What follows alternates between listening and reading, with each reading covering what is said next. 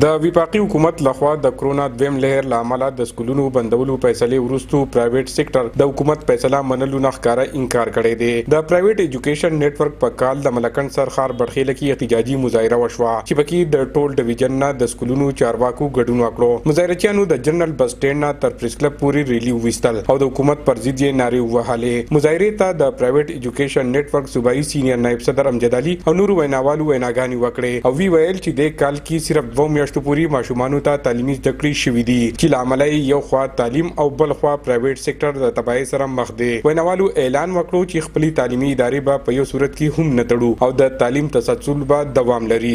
د تعلیمي ادارو د بندش په باره کې خو صرف دا خبره کوم چې تر اوسه پورې وزیر اعظم هم فیصله نه کړې، حتمی فیصله نه کړې چې سکولونه به موږ او تعلیمي ادارې بندو، بلکې زه وزیر اعظم ته دا درخواست کوم چې زموږ چې دا کم موقف دی نو دا موقف ته د دې صوبې د خیبر پختونخوا د وزیر اعلی او د وزیر تعلیم هم دا موقف ته چې تعلیمي ادارې نه دي بندول پکار. دا وایي چې په مارچ کې بیا چونکې تعلیمي سیشن ختميږي ناغه نشي ممکن کېده، بلکې زمونږ تعلیمي ادارې د مخکې نه چې کم دی هغه بندې وي فعام شپږ میاشتې مخکې نه بندې وي په دې سیشن کې او ورسره چې بیا 3-4 میاشتې بیا بندې شي نو دا تعلیمي کار چې کم دی نو زمونږ د ماشومانو چې کم دی هغه بالکل تباہي ته نږدې دی. مظاهرچیانو دا هم ویل چې د مالی بدحالۍ له امله ټوله صوبه کې 600 سکولونه ختم شو. باید چې حکومت د ماشومانو د مستقبل او د سکولونو د مالی بدحالۍ پیش نظر خپل فیصله بیرته واخلي.